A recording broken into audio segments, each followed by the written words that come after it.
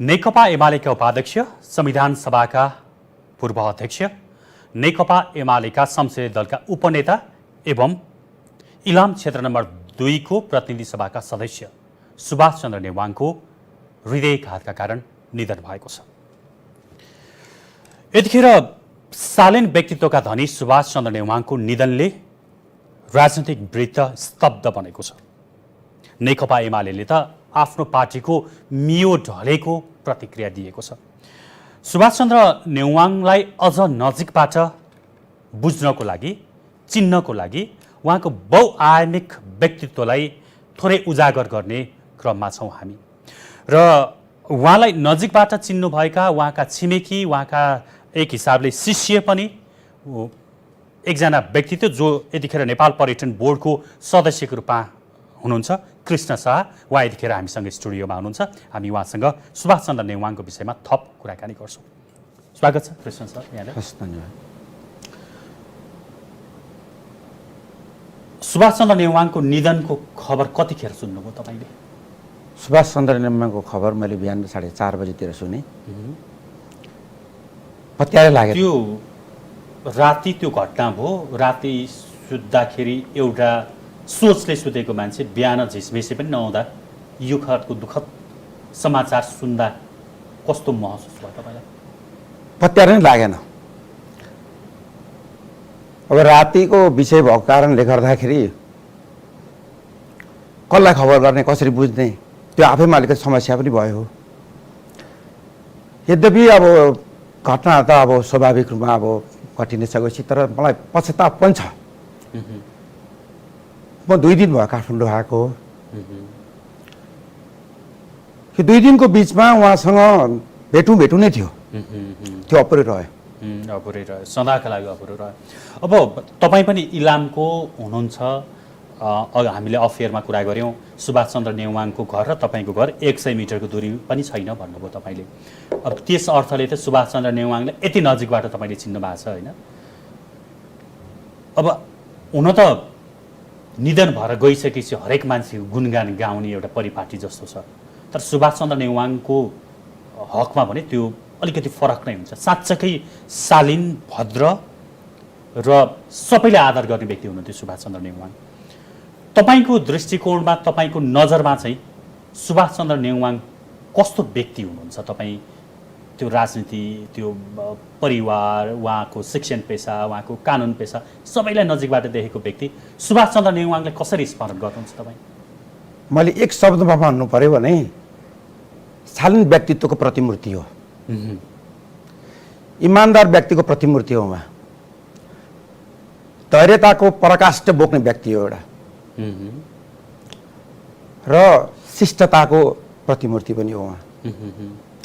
त्योदेखि अतिरिक्त राजनीतिक विश्लेषकको हिसाबबाट कुनै कुरालाई सहज रूपमा नहेर्ने उहाँले, त्यसलाई गहिरो विश्लेषण गरेर त्यसको प्रतिक्रिया दिनुहुन्थ्यो। कुनै कुरालाई सुन्ने बित्तिकै छोटो प्रतिक्रिया दिइहाल्नुहुन्न थियो। चुनावी समय होस्, अगाडि पछाडिको कुरा होस्, कसैको हामीले कुनै कुराहरू लिएर गयौँ भनेदेखि उहाँसँग कुरा गर्न जाँदाखेरि उहाँले त्यसलाई अलिकति मनन गरेर मात्र त्यसको चाहिँ उत्तर दिनुहुन्थ्यो। धेरै मान्छेको व्यक्तित्व हुन्छ, कुनै कुरा जाने बित्तिकै, भेट्ने बित्तिकै कुनै कुरा हामीले राख्यौँ भनेदेखि नेताजीलाई या अभिभावक कसै कुरा राख्यौँ त्यसको छोटो प्रतिक्रिया तुरुन्तै आउने हुन्छ, तर उहाँबाट तुरुन्तै प्रतिक्रिया आउँदैन थियो। त्यसलाई 1 मिनट मौन गरेर त्यसलाई विश्लेषण गरेर उहाँको त्यो मस्तिष्कमा त्यो सायद त्यो पुरा मन्थन गरिसकेर चिन्तन मनन र उहाँको त्यो व्यक्तित्वको सबै कुरालाई मनन गरेर अनि मात्रै प्रतिक्रिया दिनुहुन्थ्यो। त्यो प्रतिक्रियाले स्वाभाविक रूपमा हामीलाई पनि त्यही कुरा सिकायो। त्यो तुरुन्तै रियाक्सन, प्रतिक्रियाले चाहिँ नि कतिपय अवस्थामा समस्या पनि निम्त्याउँछ र त्यसको वास्तविकता, मर्म र संवेदनशीलता हराउँछ पनि। त्यसकारण उहाँमा त्यो क्षमता थियो कि त्यसलाई गम्भीरताका साथ विचार गरेर मात्रै उहाँले त्यसलाई प्रस्तुत गर्नुहुन्थ्यो। पारिवारिक हिसाबले हेर्दाखेरि तपाईँ छिमेकी पनि भएको भएर कस्तो थियो? अब यो राजनीतिभन्दा बाहिरको उहाँको लाइफ सरसर्ती हेर्दाखेरि कस्तो छ? अब उहाँ चाहिँ त्यो परिवार नै यति शालीन परिवार हो, किनभने म त मैले जान्दाखेरिदेखि त्यो घरमा एकदमै पहिला त नियमित जान्थ्यौँ हामी। पछिल्लो समयमा हामी उमेर बढ्दै जाँदाखेरि काम विशेषले मात्रै छिर्ने र म इलाम हुइन्जेलसम्म कुनै यस्तो साल रहेन जुन साल मैले उहाँको घरमा गएर टिका नलगाएको होस्। त्यो सारा गाउँ नै जाने उहाँको घरमा। त्यो कुनै एकछिन भन्नु सम्बन्ध होस् या नसँग सरकार भएन, पारिवारिक पृष्ठभूमिदेखि बाहेकका व्यक्तित्व, पारिवारिक रूपमा नजिक भएदेखि बाहिरका व्यक्तित्वहरू पनि उहाँको घरमा दसैँको हातको टिका लगाउन जाने, अगाडि पछाडि समस्या पर्दा भेट्न जाने, उहाँसँग परामर्श लिने। उहाँको पारिवारिक पृष्ठभूमि त्यस्तै छ, किन उहाँको बुवा आफैमा न्यायाधीश साहब, इलाममा न्यायाधीश साहब भनेर चिनिने। अनि आमा अपिन्द्र नेम्बाङज्यू, उहाँ आमाको नाम, उहाँ पनि अत्यन्तै शालीन, बोल्दा मसिनो गरेर बोल्नु हुने। त्यो बोलाइबाटै एउटा यस्तो शिष्टता झल्किन्थ्यो कि मैले ठुलो स्वरले बोल्नु हुँदैन त्यहाँ गएर भन्ने किसिमको भान हुन्थ्यो मलाई पनि।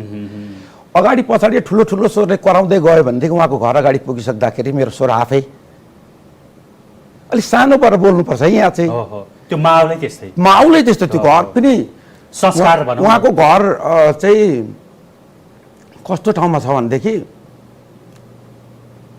सुन्तलाबारीको बिचमा छ। त्यो नाम सुन्तलाबारी हो त्यो ठाउँ। सुन्तलाबारीको बिचमा उहाँको घर, दुईटा घरहरू। एउटा घरमा मानिसको आवत जावत गरेर बस्ने बैठक कक्ष रहेको घर र अर्को चाहिँ उहाँहरूको चाहिँ शयन कक्ष रहेको घर अर्को। त्यो घरमा मैले अघि नै भने जाने बित्तिकै मानिसहरू त्यो बैठक कक्षमा गएर बस्ने त्यो एउटा चाहिँ थियो। र त्यहाँको घरको शालीनता, घरमा हुन्छ नि कहिले कहिले यता फोटो टाँसेको उता फोटो टाँसेको, कता के राखेको, कलर त्यस्तै हुने। त्यो उहाँको घरमा आफैमा पनि त्यो शालीन प्रकृतिको रङ लगाइएको घर र त्यसभित्रको सजावट पनि शालीन प्रकृतिको सजावट। विभिन्न चाहिँ कोटेसनहरू, साना साना कोटेसन लेखेको, त्यो चाहिँ फ्रेमिङ गरेको राखेको हुने। त्यो मलाई अहिले पनि सम्झना छ। बसाइदेखि लिएर विभिन्न चाहिँ बसाइहरू पनि अत्यन्त शालीन प्रकृतिको। मैले अघि नै भने यहाँलाई निवेदन गरेँ कि अगाडि पछाडि हामी हल्ला गर्दै केटाकेटीमा हिँड्थ्यौँ भने पनि त्यो घरमा ठ्याक्कै पुग्ने छेउमा पुगिसकेपछि चाहिँ हाम्रो बोलीहरू पनि अलिक आइहाल्ने, अलिकति मलिन भएर जाने। किन त्यो घर त्यस्तो होइन कि जहाँ गएर हामी अगाडि गएर हल्ला गर्न सकौँ भनेर। अब कहिले कहिले चाहिँ हामी अब सुन्तलाबारी भएकोले गर्दा केटाकेटीमा सुन्तला चोरेर खान पनि कहिले कहिले छिर्थ्यौँ हामी। किन स्कुल पनि उहाँको, म पढेको स्कुल र उहाँले पढ्नुभएको स्कुल पनि एउटै स्कुल हो। त्यो स्कुलसँग गाँसिएको उहाँ घर, कम्पाउन्ड नै स्कुलसँग गाँसिएको। त्यसले गर्दाखेरि त्यो स्कुलबाट कहिले कहिले भागेर हामी तारबार कटेर कहिले कहिले सुन्तला चोर्न पनि जान्थ्यौँ। त्यति बेला पनि उहाँहरूको पारिवारिक यसमा कोही आएर सुन्तला किन खायो तिमीहरूले भनेको मलाई सम्झना छैन। त्यहाँ भएका काम गर्ने चाहिँ आफन्तहरूले के हो कसो भनेर भन्नुहुन्थ्यो, तर उहाँको परिवारले आएर कहिले कसरी त्यस्तो किसिमको प्रतिक्रिया गरेको पनि थाहा छैन। अब राजनीतिक उहाँको यात्राको कुरा गर्दाखेरि चाहिँ त्यो लामो छ यात्रा होइन, तर तपाईँले भनिरहँदा मलाई लाग्यो कि उहाँको बुवा न्यायाधीश हुनुहुन्थ्यो, त्यस कारणले बुवाको प्रभाव चाहिँ न्याय क्षेत्रमा चाहिँ उहाँको पर्यो। त्यसै कारणले नै उहाँ कानुनको विद्यार्थी हुनुभएछ है। उहाँ एकदमै राम्रो कानुन व्यवसायीको रूपमा चिनिनुहुन्थ्यो, संविधानविदको रूपमा चिनिनुभयो पछि होइन। मतलब पारिवारिक पृष्ठभूमि चाहिँ कानुनसँग सम्बन्धित रहेछ उहाँको। राजनीतिमा चाहिँ उहाँ कसरी प्रवेश गर्नुभयो सुभाष चन्द्र नेवाङ? अब त्यो चाहिँ ठ्याक्कै तपाईँले ठ्याक्कै यही भन्दा पनि त्यो सरसर्ती यसो मलाई उहाँ, अब म केटाकेटी भएको कारणले गर्दाखेरि मैले उहाँको राजनीतिक पृष्ठभूमिको विषयमा त्यत्रो ठुलो बोल्न सक्दिनँ। तर मैले जानकारी पाएसम्म मेरै घरसँग 2 घर पर्तिरपट्टि भक्तवीर देवान नाम गरेको व्यक्तित्व हुनुहुन्थ्यो। नाताले उहाँले दाई भन्नुहुन्थ्यो सम्भवतः।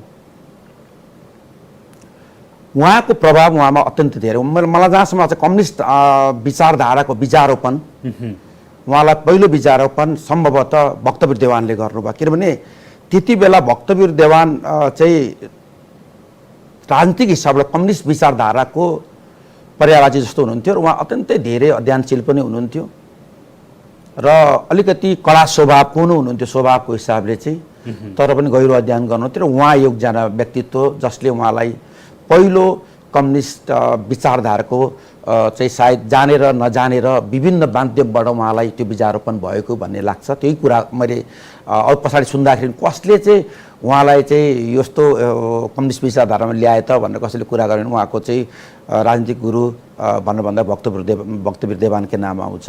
त्यस पछाडि चाहिँ उहाँ क्याम्पस प्रवेश गरिसके पछाडि क्याम्पसमा उहाँ सोभियू को सभापति पनि हुनुभयो 2029 सालतिर जस्तो लाग्छ। म ठ्याक्कै अब म त्यति बेला एकदमै केटाकेटी नै भएकोले गर्दा मलाई जानकारी राम्रो भएन।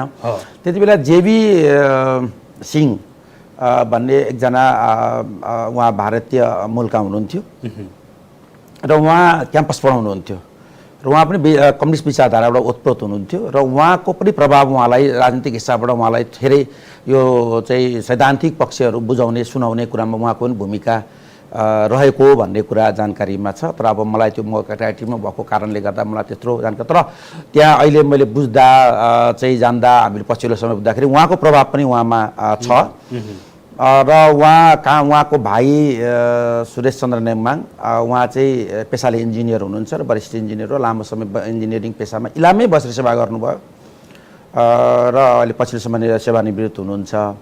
र अनि ससिनी भन्छु म त उहाँको बहिनी, उहाँ अलिअलि जुझारु स्वभावको हुनुहुन्थ्यो, अलिक जुझारु स्वभावको उहाँ चाहिँ स्पष्ट वक्ताको रूपमा प्रस्तुत हुनुहुन्थ्यो। पछिल्लो समय काठमाडौँ सिफ्ट भएपछि उहाँको आवागमन अलि लामो कम भयो, तर जति बेला जानुहुन्थ्यो सबैलाई राखेर हामीहरूलाई पनि राखेर कुराकानी गरेको मलाई अहिले पनि सम्झना छ। अब इलामको त्यो ठाउँमा त्यो समयमा कम्युनिस्टको झन्डा फहर्याउनु हजुर र कम्युनिस्ट आन्दोलनलाई हाँक्नु आफैमा चुनौतीपूर्ण विषय थियो होइन। त्यो समयमा सुभाषचन्द्र नेवाङले जुन त्यो कम्युनिस्टको झन्डा फहर्याउन, कम्युनिस्ट आन्दोलनलाई सशक्त बनाउन, जनताका आवाजलाई मुखरित गर्नको लागि जुन कदम चाल्नुभयो त्यो बेला कतिको उहाँलाई त्यो चुनौती थियो अथवा कस्तो खालका त्यो परिस्थितिका साथ उहाँ भिड्नु भएको थियो, त्यो चिजलाई अलिकति स्मरण गर्न सकिन्छ?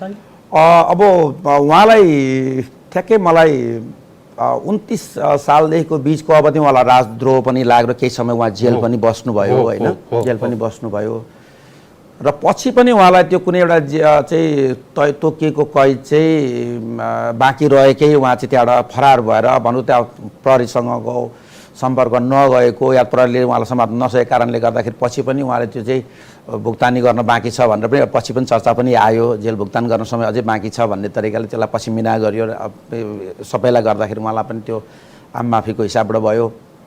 अब उहाँ त्यति बेला पनि घरबाट बजार आउनुको लागि, मुख्य बजार इलामको चोक बजार आउनुको लागि त्यस्तै 3-4 मिनटको समय जति लाग्छ र बजारमा आएर चाहिँ बस्नुहुने घर मलाई अहिले पनि सम्झना छ। चाहिँ चोक बजारमा वैद्य परिवारको एउटा विष्म वैद्य भन्ने उहाँको समकालीन साथी पनि हो, उहाँ विष्म वैद्यकोमा बस्नुहुन्थ्यो र बाहिर बसेर उहाँको त्यो व्यक्तित्वप्रति मान्छेले नतमस्तक भएर आफ्नो आफ्नो साइनो लगाएर उहाँसँग बोल्दाखेरि नजिकमा गएर एकछिन भए पनि बोलौँ, एकछिन सामिप्यता गाँसौँ भन्ने हुन्थ्यो।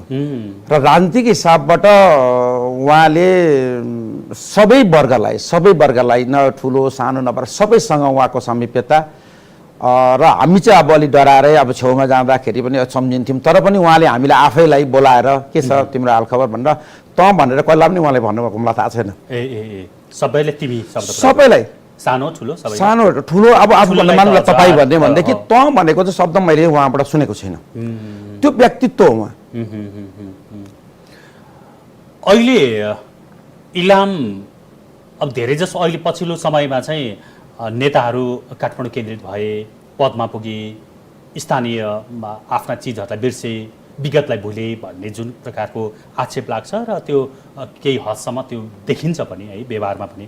सुभाषचन्द्र नेवाङको हकमा पछिल्लो समय जब उहाँ राजनीतिमा अति सक्रिय हुनुभयो होइन, मन्त्री त उहाँ पटक पटक हुनुभयो, पछि सभामुख हुनुभयो, त्यो सक्रिय राजनीति गरिसकेपछि उहाँको व्यक्तिगत आफ्नो गाउँ समाज, आफ्नो जिल्ला, आफ्नो क्षेत्रसँगको दूरी कतिको थियो? त्यो अरू नेता र उहाँमा चाहिँ कतिको अन्तर देखिन्छ त्यो कुरामा?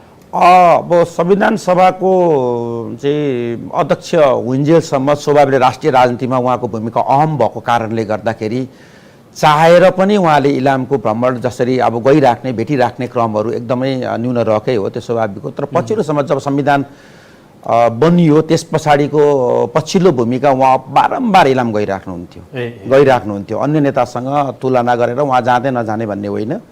र जाँदाखेरि इलाम उहाँको निर्वाचन क्षेत्र इलाम नगरपालिकाबाट पश्चिम क्षेत्र हो, इलामको पश्चिम क्षेत्र। निर्वाचनको क्रममा फेरि म पनि पुगेको थिएँ। ए हजुर हजुर हजुर हजुर पश्चिम क्षेत्र हो र इलामको तुलनात्मक हिसाब पश्चिम क्षेत्र विकट पनि मानिन्छ र त्यो विकट गाउँहरूमा उहाँको यातायात नपुग्ने ठाउँहरू पनि छन् कति। त्यो ठाउँहरूमा उहाँले अब यो उमेरमा होइन, उहाँ 2009 सालको मान्छे, उहाँ 2009 सालको मान्छे भनेपछि अहिले अब त्यो उमेरमा पनि उहाँको सक्रियता हेर्दाखेरि कहिले कहिले लाग्थ्यो कि हामी चाहिँ पछि पर्दैछौँ कि नहिँडौँ नजाउँ गाडीमा जाउँ भन्दाखेरि होइन त भेटेर जाउँ भन्नुहुन्थ्यो। त्यो हिसाबबाट हेर्दाखेरि उहाँको पछिल्लो समयको इलामको यात्रा अन्यसँग तुलना गर्न मिल्दैन। किनभने उहाँलाई त्यो संविधान सभाको अध्यक्ष हुँदाखेरि उहाँलाई केही कुराहरू इलाममा उठ्यो पनि अब चुनाव जितेर जाने, कोही नआउने नभेट्ने, अब विकट गाउँमा नआइदिने भन्ने कुराहरू नभएको होइन उहाँलाई। त्यो कुरा हामीले उहाँलाई र पार्टीले पनि उहाँलाई चाहिँ होइन तपाईँको भूमिका अलिकति बढाउनुपर्छ र तपाईँसँगको सम्पर्कमा काहीँ कतै हुन्छ नि कहिले दूरी बनाइदिनेहरू चाहिँ पनि हुन्छन्, अब भेटघाटलाई अलिकति निरन्तरता कम दिने व्यस्त हुनुहुन्छ भन्ने के यस्ता कुरालाई पनि उहाँले राम्रोसँग विश्लेषण गरेर पछिल्लो समय आफ्नो निर्वाचन क्षेत्रबाटै प्रतिनिधित्व हुने गरेर साथीहरूलाई राख्ने र साथीहरूसँग अलिक बढी नजिक सम्पर्कमा रहने, सबै कुरा सुन्ने त्यो क्रम चाहिँ अत्यन्त धेरै पछिल्लो समय भएको छ। देशले त एकजना शालीन नेताको रूपमा उहाँलाई पायो, एउटा इतिहास नै उहाँले रच्नु भएको छ। अहिले हामी जुन संविधानलाई टेकेर बसिरहेका छौँ त्यो संविधान जुन सभाबाट पारित भयो त्यसको 2 पटक सभा अध्यक्ष उहाँ नै हुनुहुन्थ्यो होइन, अध्यक्ष उहाँ नै हुनुहुन्थ्यो तत्कालीन संविधान सभाको। अब उहाँको नाम त इतिहासमा स्वर्णिम पानाले लेखिन्छ, त्यो आफ्नो ठाउँमा छ। तर तपाईँ स्थानीय पनि हुनुहुन्छ, अहिले पनि तपाईँ आफ्नो इलाकामा सक्रिय हुनुहुन्छ। स्थानीय रूपमा चाहिँ नि सुभाष नेउवाङको केन्द्रीय राजनीतिमा जुन भूमिका रह्यो र समग्र देशले सुभाष नेउवाङबाट धेरै चिजहरू लिए, इलामले अथवा पूर्वले कोशी प्रदेशले चाहिँ त्यो चिज कतिको भयो? सुभाष नेउवाङ केन्द्रीय नेता भएको प्रभाव विकास, रोजगारी, शिक्षा, स्वास्थ्यमा कस्तो परेको छ इलाम र लगायतका क्षेत्रमा? अब पूर्व उहाँ त अब पार्टीको इन्चार्ज पनि भइसक्नु भएको, कोशी प्रदेशको अब इन्चार्ज पनि हो उहाँ। त्यस हिसाबले पनि उहाँको पार्टीमा उहाँको भूमिका स्वाभाविक रूपमा पार्टी कार्यकर्ताहरूलाई सङ्गठनलाई दह्रो बनाएर लिएर जाने, किनभने यो दलीय प्रणालीभित्र आफै सक्रिय हुने भन्दाखेरि पनि आफ्ना सङ्गठनहरूलाई आफ्ना मातहतका चाहिँ कार्यकर्ताहरूलाई जति सक्रिय र परिचालन गर्न सक्यो स्वाभाविक रूपमा त्यसको श्रेय नेताहरूमा जान्छ नै। त्यस हिसाबले पनि उहाँले सङ्गठन निर्माणको क्रमहरूमा पनि चाहिँ अब कोशी प्रदेश इन्चार्जकै हिसाबले काम गरिरहँदाखेरि पनि अत्यन्तै महत्त्वपूर्ण भूमिका छ। किनभने अब नामाकरणको विषयलाई लिएर पनि उहाँको भूमिका रह्यो, किन लामो समयसम्म नामाकरण हुन सकेन। कोशी प्रदेशको नामाकरणको भूमिकामा उहाँको असल भूमिका छ, किनभनेदेखि यहाँहरूलाई पछिल्लो समयमा जानकारी जातीय राजनीति बढ्दै गएको सन्दर्भमा एउटा सन्तुलन राजनीतिको पर्यावाची भन्छु म उहाँलाई। जातिगत कुराभन्दा माथि उठेर पछिल्लो समयमा जातिगत कुराहरू अत्यन्त धेरै उठिरहेको सन्दर्भभित्र त्यो जातीय सन्तुलन यदि कायम गर्न कोहीले सक्थ्यो र कोही व्यक्तित्व थियो भनेदेखि अहिले म सम्झन चाहन्छु उहाँ नै हो। अब एउटा त्यो विषय चाहिँ पूर्ण रूपमा खड्किन्छ कि त्यो सन्तुलन कसरी कायम गरिदिन सक्छ भन्ने कुरा चाहिँ म एउटा हेरिरहेको छु, एउटा विषय त्यो देखिरहेको छु र पूर्वमा त्यसको चटकार आवश्यकता पनि एकदमै धेरै ठुलो आवश्यकता छ। र यति बेला सायद दैवले पनि अलिक हतार गरेर बोलायो कि जस्तो लाग्छ। विकास निर्माणको विषयमा त मैले कुरा गरेँ, अब अलिकति अब आज यो आकस्मिक पनि भयो होइन। हुन त तपाईँसँग हामी पर्यटनको विषयमा कुरा गर्ने भनेर तपाईँलाई आमन्त्रण गरेका थियौँ, तर अब तपाईँको छिमेकी तपाईँको अभिभावक एक हिसाबले राजनीतिक अभिभावक सुभाष चन्द्र नेउवाङले यो भौतिक शरीर छोड्नुभयो गए राति नै, परिस्थिति अलिकति परिस्थिति पनि परिवर्तन भयो। तर पर्यटन क्षेत्रसँग आबद्ध हुनुहुन्छ, पर्यटन बोर्डको सदस्य पनि हुनुहुन्छ, यस अर्थले पूर्वको अथवा भनौँ इलाम धरान लगायतका ठाउँहरूको पर्यटन प्रवर्धनमा सुभाष चन्द्र नेउवाङको भूमिका कस्तो रह्यो? अब वास्तवमा उहाँलाई के खड्कियो भनेदेखि चाहिँ नेपाल पर्यटन बोर्डको इतिहासमा वास्तवमा काठमाडौँ र पोखरा का व्यवसायी किन प्राइभेट सेक्टरमा प्रतिनिधित्व हुने त्यो निकायमा किन पिपिपी मोडेलमा हो नेपाल पर्यटन बोर्डको स्थापना। हामीहरू वास्तव प्रतिनिधित्व पूर्वबाट भएन कि जसले गर्दाखेरि राष्ट्रिय पर्यटन नीति बनाउने सन्दर्भमा होस्, चाहे नीतिगत हिसाबले निर्णय गर्ने कुरामा होस्, चाहे स्रोत परिचालनको सन्दर्भमा होस्, त्यस हिसाबबाट अलिकति पुगेन कि भन्ने उहाँलाई थियो होला सायद। त्यस कारणले गर्दा उहाँले त्यस्तो असल पात्रको खोजीमा पनि हुनुहुँदो रहेछ। र पर्यटनमा अब हामीले राष्ट्रिय पर्यटनको त्यो तहमा कुनै व्यक्तित्वलाई पुर्याउन सकेनौँ, कुनै व्यक्तिको प्रतिनिधित्व गराउन सकेनौँ भने हामी पूर्वको पर्यटन अझ पछाडि पर्न सक्छ भन्ने उहाँलाई त्यो निर्क्युर भयो, सुभाष नेवाङलाई त्यो फिल थियो। अब त्यो भएपछि उहाँले त्यो उपयुक्त पात्र खोज्ने क्रममा पार्टी सङ्गठनदेखि अतिरिक्त व्यवसायी साथीहरूसँग उहाँको सामिप्यता, खालि राजनीतिक मात्रै होइन, उहाँ सबैसँग उहाँको त्यो सामिप्यताले गर्दाखेरि अनि उहाँले उपयुक्त पात्रको रूपमा सायद मलाई पनि देख्नुभयो जस्तो लाग्छ मलाई। र मेरो पर्यटनप्रतिको झुकाव, व्यवसायको हिसाबबाट मेरो चाहिँ लगाव, त्यो सफल व्यक्तित्व, सफल एउटा व्यवसायी हिसाबबाट देखेको र त्यस कोशी प्रोभिन्समा भएका सम्पूर्ण गतिविधिहरूमा पर्यटनमा भूमिका देखिरहेकोले गर्दाखेरि कृष्ण सायद अब तिमीले केही अब त्यहाँबाट अलिक उठ्नुपर्छ कि भन्ने कुरा बारम्बार झकझका राख्नुहुन्थ्यो। त्यो चिजले पनि मलाई उत्प्रेरित गरिरहन्थ्यो कि अब म केही न केही हिसाबबाट अब कोशी लगायतका पूर्वका पर्यटन, खास मध्य प्रदेशलाई पनि प्रतिनिधित्व गर्दै, किन त म तराईवासी, तराई मूलको हुँ, अब मेरो इलाम जन्म भए पनि म तराई मूललाई प्रतिनिधित्व पनि गर्छु, किनभने म शाह हो, जन्म मेरो इलाम हो, त्यो मैले भनिहालेँ। अनि यो दुईटालाई प्रतिनिधित्व गरेर त्यस्तो उपयुक्त पात्र सायद हुनसक्छ जसले चाहिँ यसलाई समायोजन हिसाबबाट लिएर पनि जान सक्छ, प्रतिनिधित्व पनि हुनसक्छ भने किसिमको उहाँको दिमाग भएर उहाँले मलाई प्रेरित पनि गर्नुभयो। र राज्यले, स्टेटले एउटा किसिमको चाहिँ उपयुक्त पात्र हो भन्ने ठहर गरेर म प्रतिनिधित्व पनि नेपाल पर्यटन बोर्डमा विगत 2.5 वर्षदेखि म प्रतिनिधि छु। सायद अब भनेपछि उहाँलाई नीतिगत तहमा प्रतिनिधित्व हुनुपर्छ भन्ने कुराको भान उहाँलाई भयो र त्यो किसिमको काम त्यहाँबाट सुरुवात गर्नुभयो। दोस्रो, उहाँले प्रोभिन्सियल गभर्मेन्टमा चाहिँ अब एक किसिमको इन्चार्ज भएको हिसाबले एमाले नै नेतृत्व गरेको, शेरधन राईज्यूले नेतृत्व गर्नुभएको चाहिँ सरकार भएको सन्दर्भमा चाहिँ एउटा चाहिँ रणनीतिक हिसाबबाट कार्यक्रम गर्नुपर्छ र त्यसलाई चाहिँ अब हामीसँग भएको हिमाल बेच्ने अभियानमा लाग भन्नुहुन्थ्यो। किन हिमाल जति सबै प्रदेश नम्बर 1 मा अथवा कोशी प्रदेशमा र अनि त्यसको सबै कारोबार चाहिँ काठमाडौँबाट, त्यस कारणले गर्दाखेरि अब हामी उतैको त्यो हाम्रो स्रोत र साधनलाई सकेसम्म कोशी प्रोभिन्सकै मानिसहरूले त्यसलाई बढीभन्दा उपभोग, त्यसको फाइदा, त्यसको उपलब्धि हासिल गर्ने कुरामा लाग भन्नुहुन्थ्यो। त्यो महत्त्वपूर्ण विषय छ एकदमै। अब हामीले पूर्वको कुरा गर्दा इलाम, अब तपाईँको जन्मस्थान आज हामीले जसको चर्चा गरिरहेका छौँ, दिवंगत सुभाष चन्द्र नेवाङको इलाम क्षेत्र नम्बर 2। इलाम भन्नासाथ चियाको एउटा हजुर जुन सम्भावना छ, जुन इतिहास छ र जुन आर्थिक कारोबार पनि त्यो हुन्छ चियाको, त्यो एकदमै ठुलो छ, अतुलनीय छ। चियाको प्रवर्धन अथवा चियालाई चाहिँ केन्द्रबिन्दुमा राखेर यसको अन्तर्राष्ट्रिय बजारीकरण र नेपालको चिनारीमा काम गर्नुपर्छ भनेर सुभाष चन्द्र नेवाङले त्यस्तो केही पहल गर्नु भएको थियो एकदमै। त्यसको अब मैले अघि पनि यहाँलाई जोडे, पर्यटनको सन्दर्भमा कुरा गरिराख्दाखेरि उहाँको विचार आयो चिया पर्यटन भनेर। त्यो उहाँले म के स्मरण गरिराख्छु भने अलिकति मलाई गला अवरुद्ध भए। एकदमै। दर्शक, आज हामी कृष्ण शाहसँग कुराकानी गरिरहेका छौँ। पर्यटन बोर्डका सदस्य हुनुहुन्छ र दिवंगत सुभाष चन्द्र नेवाङका छिमेकी, एकदमै छिमेकी, 100 मिटरको दूरीमा उहाँको घर थियो र सुभाष चन्द्र नेवाङलाई हरेक कोणबाट बच्चादेखि देखिरहनु भएका एकजना अभिभावक उहाँको हुनुहुन्थ्यो र हामीले उहाँसँग सुभाष चन्द्र नेवाङको स्मरण गरिरहेका छौँ। र यो आजको माहौल अलिकति स्तब्ध बनाउने खालको पनि छ, थोरै भावुक पनि छ। सिङ्गो राजनीतिक वृत्त यतिखेर स्तब्ध भएको छ। अब हामी सबैजना भावुक छौँ। एकजना सुभाष चन्द्र नेवाङका छिमेकी छोरा जस्तो व्यक्ति जो सुभाष चन्द्र नेवाङले सधैँ अभिभावकीय भूमिका उहाँप्रति निर्वाह गर्नुभएको थियो, कृष्ण शाह, उहाँ पनि भावुक देखिनु भएको छ अनियरमा, तपाईँले देखिरहनु भएको छ। त्यही पनि हामी कुराकानी अगाडि बढाइरहेका छौँ। हामी चिया पर्यटनमा सुभाष चन्द्र नेवाङले दिनुभएको भूमिकाको विषयमा कुरा गर्दै थियौँ। अगाडि बढ्न सक्नुहुन्छ तपाईँ। अब त्यही सन्दर्भमा कुरा गर्दाखेरि उहाँले कहिले पनि,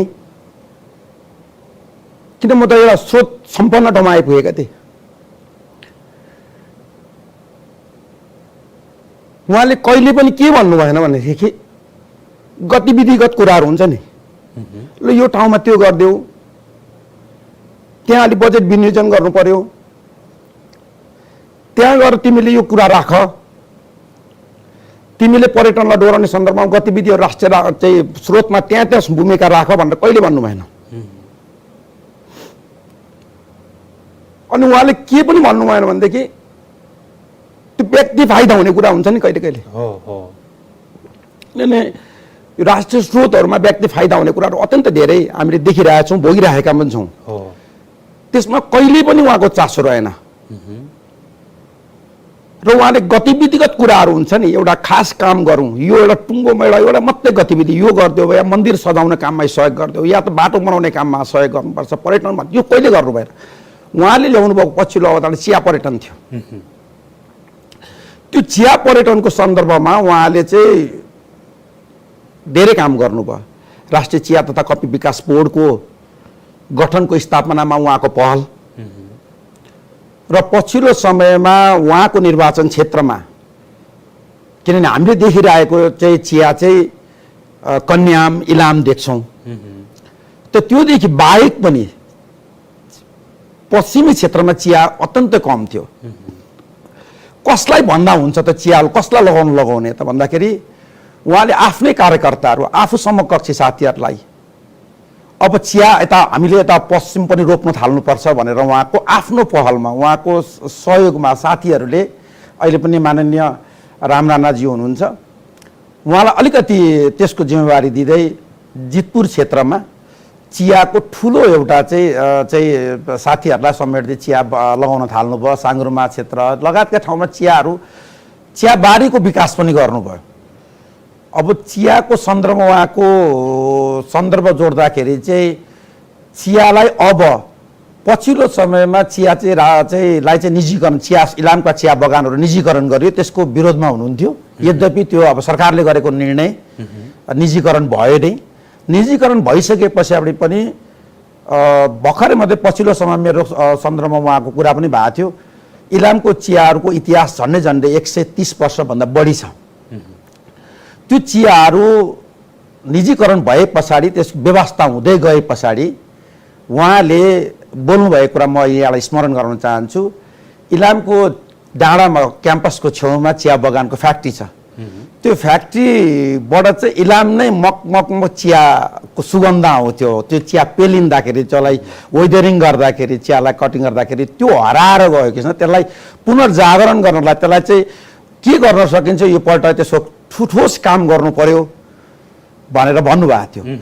अनि त्यो हिसाबबाट गत वर्ष पनि नेपाल पर्यटन बोर्डको बजेटमा चिया पर्यटनै भनेर हामीले केही रकम विनियोजन गर्थ्यौँ। यो वर्ष हामी त्यसलाई अझै राम्रोसँगले चिया पर्यटन भनेर हामीले त्यो सुरुवात गरेका थियौँ र सुरुवात गर्दै पनि छौँ। अब आगामी बजेटमा पनि हामी त्यो कुरालाई राखिरहेका थियौँ र चियासँग उहाँको लगाव अत्यन्त धेरै हो। र उहाँले चिया सँगसँगै चिया मर्दै गयो, अब त्यसलाई चिया रोप्नुपर्छ है भनेर चियालाई फेरि सामूहिक हिसाबबाट चिया रोप्ने हो कि भनेर भन्नुभएको थियो। र पछिल्लो समय इलाम नगरपालिकाले त्यसको स्वामित्व ग्रहण गर्दै, स्वामित्व भन्नाले चिया रोपन अभियान सुरु गरौँ जनस्तरबाट भनेर इलाम नगरपालिकाको चाहिँ नेतृत्वमा त्यो जुन बुढो भए रुखहरू जसलाई संरक्षण गरेर देखाएर राख्ने, बाँकी रुखहरू चाहिँ रिप्लेस गरेर चाहिँ अलिकति चिया रोपन, अब चियालाई फेरि इलामले चिनाएकै चियाले हो भनेपछि चियालाई निरन्तर दिनुपर्छ, चिया पर्यटनसँग जोड्नुपर्छ भनेर उहाँको यो एउटा चाहिँ ठुलो विचार थियो, त्यो अधुरै रहेको छ। एकदमै। अब सुभाष चन्द्र नेवाङको केन्द्रीय राजनीतिमा र देशमा त योगदान छँदैछ। तपाईँ छिमेकी भएको हिसाबले हामीले आज विशेषतः उहाँले पूर्वको लागि, इलामको लागि हामीले अब अलिकति कहिलेकाहीँ कस्तो भने ठुलो कुरा गर्दाखेरि सानो महत्त्वपूर्ण कुराहरू छुटिरहेको हुन्छ। जस्तै चियाको विषयमा यति धेरै कुरा तपाईँले प्रस्तुत गर्नुभयो, कतिपयलाई यो कुरा थाहा नहुन पनि सक्छ, यस्ता कुराहरू उजागर गऱ्यौँ। अब सँगसँगै पूर्वको कम्युनिस्ट आन्दोलनको कुरा गर्नुपर्दा झलनाथ खनालको नाम पनि आउँछ होइन, पूर्व प्रधानमन्त्री।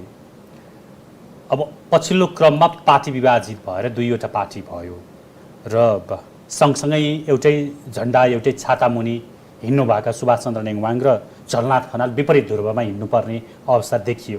मैले अघि नै पनि तपाईँले कुराकानी गर्दा उल्लेख गरेका थिएँ यो चुनावमा सकिएको चुनावमा म इलाम भ्रमणमा पनि थिएँ टेलिभिजनको तर्फबाट। त्यतिखेर यो दुईवटै निर्वाचन क्षेत्र घुम्दाखेरि यो चिजहरू देखिन्थ्यो। पछिल्लो समय पूर्वमा कम्युनिस्ट नेतृत्वको जस कसले लिने भनेर अलिकति सुभाष चन्द्र नेङवाङ र झलनाथ खनाल बीच त्यो प्रकारको दौड जस्तो त्यस्तो कता कता अलिकति त्यो भनौँ न अस्वस्थता प्रतिस्पर्धा जस्तो अथवा त्यो जसको लागि अलिकति राजनीतिक दाउपेच बढेको जस्तो त्यस्तो पनि भएको थियो। अब उहाँहरू दुवैको अलिक अगाडिदेखि कुरा गरौँ होइन, उहाँहरू एउटै स्कुल पढ्नु भएको त्यो जानकारी गरौँ मलाई। झलनाथ खनालज्यू र आदर्श त्यति बेला आदर्श व्यावसायिक माध्यमिक विद्यालय जुन उहाँको घरसँग टाँसिएको छ, सुभाष नेङवाङको घरसँग उहाँको त्यो सदियार भनौँ स्कुल नै साँधो। र झलनाथ खनालज्यू पनि त्यही विद्यालयबाट पढ्नुभएको। उहाँको गुरु चाहिँ कुलबहादुर गुरुङज्यू जुन नेपाली काङ्ग्रेसको पछिल्लो समयमा महामन्त्री पनि हुनुभयो, अनुशासन विभागको प्रमुख पनि रहनुभयो र उहाँको चाहिँ शैक्षिक गुरु पनि हो उहाँ। र उहाँहरू प्रतिस्पर्धी हिसाबबाट स्वाभाविक रूपमा पछिल्लो पार्टी विभाजन पछाडि स्वाभाविक रूपमा हो कम्युनिस्ट आन्दोलनमा को हो त भन्ने कुरा। अब त्यो दलीय आकारले पनि त्यसलाई उछिन्दा रहेछ कहिले कहिले, दलीय आकारको प्रभावले अलिकति सुभाष नेङवाङ अगाडि हो कि जस्तो देखिन्छ। तर यसो भनिरहँदाखेरि चाहिँ झलनाथ खनालको पनि योगदान चाहिँ छैन भनेर चाहिँ आङ्कलन गर्न सकिँदैन, किनभने उहाँ अब त्यही बेलामा कम्युनिस्ट जुन बेलामा पार्टी प्रतिबन्धित थियो त्यो बेलामा समेत उहाँले महासचिव भएर चलाइसक्नु भएकोले उहाँको कम्युनिस्ट आन्दोलनमा र इलामको कम्युनिस्ट आन्दोलनमा कम भनेर आङ्कलन गर्न सकिँदैन। र मेरो घर र चाहिँ छेउको चाहिँ झलनाथ खनालज्यू बस्नुहुने घर चाहिँ टाँसिएको घर हो, फेरि माथि छतै गाँसिएको हो होइन, किनभने बिचमा सानो करिडोर मात्रै छ, त्यो हामीसँगै नै हो। र उहाँ इलाम बसेरै पढ्नुभएको। उहाँको घर चाहिँ इलामबाट झन्डै 16 किलोमिटर जति उत्तर पर्छ झलनाथ खनालको घर भनेदेखि चाहिँ।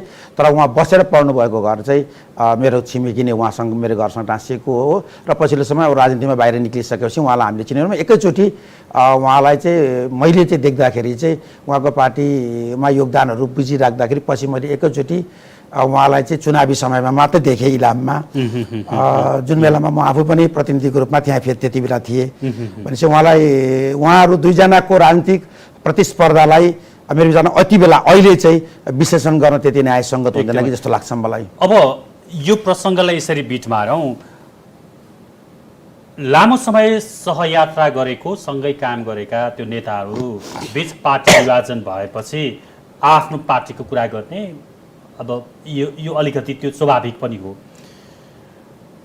तपाईँले भेट्दाखेरि सुभाष चन्द्र नेङवाङ एमाले विभाजित भएर समाजवादी पनि बनेर एउटा समूह समाजवादीमा गइसकेपछि पार्टी विभाजनको विषयमा उहाँ कतिको चिन्तित हुनुहुन्थ्यो होइन, त्यो खालको फिलिङ्स कस्तो रह्यो तपाईँले त्यसलाई महसुस गर्न पाउनुभयो कि? अब एकदमै चुनावको समयमा चाहिँ किन म त प्रत्यक्ष उहाँसँग जोडिराखेको कारणले गर्दाखेरि, तर कहिले पनि मैले सुनिनँ कि अब जेएन कमरेड भन्नुहुन्थ्यो उहाँले, जेएन कमरेडले के गर्दै हुनुहुन्छ, उहाँ कस्तो गर्दै हुनुहुन्छ भनेर त्यसको विषयमा ठुलो चिन्ता भनेर त्यहाँ प्रस्तुत हुनु भन्दाखेरि पनि अब उहाँले गर्नुभएका गतिविधिसँगको सहयात्रा उहाँको शालीनताले त्यो प्रस्तुतै हुनुहुन्न थियो। सायद अरू मुख्य सम्पत्ति आफ्नो त्यो एउटा अडिकपना र उहाँको सबभन्दा ठुलो पावर भनेकै शालीनता हो। र उहाँ कहिले पनि त्यो आक्रोशित हिसाबबाट स्वाभाविक रूपमा चुनावी समयमा दाउपेच चल्छ नै स्वाभाविक हो, त्यो हामीले देखेका पनि छौँ। चाहिँ एउटाले एउटा कुरा काट्ने अर्कोले अर्को कुरा काट्ने भए तापनि तर उहाँले कहिले पनि कुनै व्यक्तित्वको विषयलाई लिएर त्यसमा पनि झलनाथ खनालको विषयमा लिएर कहिले पनि त्यसरी चाहिँ अपशब्द बोल्ने या त आक्रोशित स्वभाव प्रस्तुत हुने त्यस्तो गर्नुभएको मलाई लाग्दैन। किनभनेदेखि चुनावी समयमा उहाँको निर्वाचन उहाँको घर भएको क्षेत्रमा हामी पनि हिँडेकै हौँ र पनि घर भएको निर्वाचन क्षेत्रमा हिँड्दाखेरि पनि त्यस्तो किसिम कहिले पनि त्यस्तो कुरो प्रस्तुत हुनु भएन उहाँ। र उहाँको त्यो मैले यहाँलाई भने त्यो कहिले भन्नु नै भएन कहिले पनि जेएन कमरेडको विषयलाई लिएर यो उहाँको विषयमा यस्तो, किनभने उहाँको कमजोरी पनि थाहा थियो होला मलाई। व्यक्तिगत रूपमा उहाँले केही भन्नु भएन। मैले तपाईँसँग बुझ्न खोजेको यति ठुलो इतिहास रचिसकेको पार्टी विभाजित हुँदाखेरि त्यो पार्टीको सिनियर लिडर जो पार्टीलाई यो ठाउँसम्म ल्याएको हुन्छ त्यसमा सुभाष चन्द्र नेङवाङको भूमिका अतुलनीय छ। पार्टी विभाजित हुँदा उहाँलाई कस्तो फिल भएको थियो त्यो कहिलेकाहीँ तपाईँहरूलाई पोख्नु भएको थियो यस्तो साथी होइन त्यो त स्वाभाविक हो कहिले कहिले अनुपचारिक माधव नेपाल जस्ता नेताहरू चाहिँ छुट्टिएर जानु उनीहरूसँग नै प्रतिस्पर्धा गर्नु होइन त्यसले चाहिँ सुभाष चन्द्र नेउवाङको चित्त भनौँ न त्यो भित्र मन कतिको दुख्या थियो उहाँको फिलिङ्स कस्तो थियो होइन अत्यन्त त्यो त कहिले कुरामा हुँदाखेरि किनभनेदेखि अब चुनावी समयमा हिँड्दा डुल्दा पनि त्यो कुराहरू कहिले कहिले उठिरहेको थियो नि किनभने प्रतिस्पर्धी पार्टीको रूपमा हेर्नुपर्ने भयो त्यसमा पनि इलाम र त्यो पछिल्लो समय उहाँले मिलान गर्नु इलामको राजनीतिमा मिलान गर्न धेरै ठुलो पहल गर्नुभयो इलामको राजनीतिकै कुरा गर्दाखेरि मैले राष्ट्रिय राजनीतिसँग उहाँहरूको कुरा म त्यति नजिकबाट म बोल्न सक्दिनँ किनभने त्यो पार्टीको धारणासँग सम्बन्धित हुन सक्ने भएकोले गर्दा म बोल्न सक्दिनँ अहिले तर इलामको राजनीतिमा यो दुईटा व्यक्तित्वहरू सँगै हिँड्नुपर्छ भन्ने कुराको चाहिँ इलामका प्रत्येक जनताले बोलेको हो विषय हो र पछिल्लो समयमा चुनावमा इलामको जनप्रतिनिधिहरूको बिचबाट चुनिएर जाने जिल्ला समन्वय समितिको चुनावमा उहाँहरू एक ठाउँमा उभिनु भएको थियो फेरि भनेको समाजवादी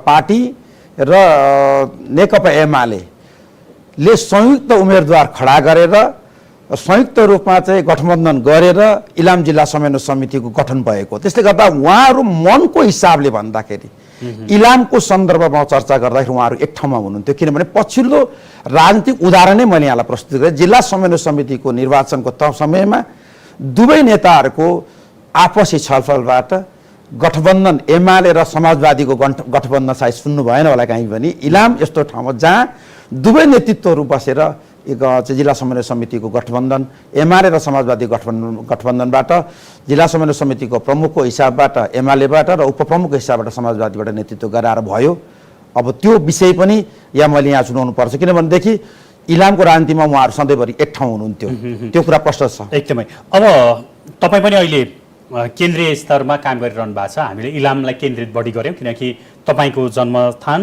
र साथमा सुभाष चन्द्र नेउवाङ दिवंगत सुभाष चन्द्र नेउवाङको जन्मस्थल पनि त्यही भएको भएर हाम्रो केन्द्रितता भयो किनकि आज हामीले उहाँलाई गुमाएका छौँ उहाँको पार्थिव शरीर त अब मात्रै बाँकी छ होइन अब उहाँले शरीर छोडिदिइसक्नु भएको छ अब स्मरण उहाँका योगदानहरूको चर्चा मात्रै हो हामीले गर्ने भनेको त्यस कारणले तपाईँसँग त्यसलाई केन्द्रित गरेर इलाम केन्द्रित केही कुराकानी गऱ्यौँ अब तपाईँ पर्यटन बोर्डको सदस्य पनि हुनुहुन्छ केन्द्रीय राजनीतिलाई पनि हेरिरहनु भएको छ होइन सुभाष चन्द्र नेउवाङको निधनले केन्द्रीय राजनीतिमा कस्तो खालको प्रभाव पर्छ भन्ने तपाईँलाई लाग्छ ठुलो प्रभाव पर्छ पार्टी सङ्गठनमा एउटा पार्टी त अवच्छिन्न उत्तराधिकार भएको हुन्छ पार्टी त्यसले गर्दाखेरि कुनै एउटा व्यक्तिसँगको सम्पर्क सम्बन्ध कारणले पार्टी अविच्छिन्न या छिन्न भएर जाने त स्वाभाविक रूपमा मैले बोल्न सक्दिनँ यद्यपि व्यक्तिको प्रभाव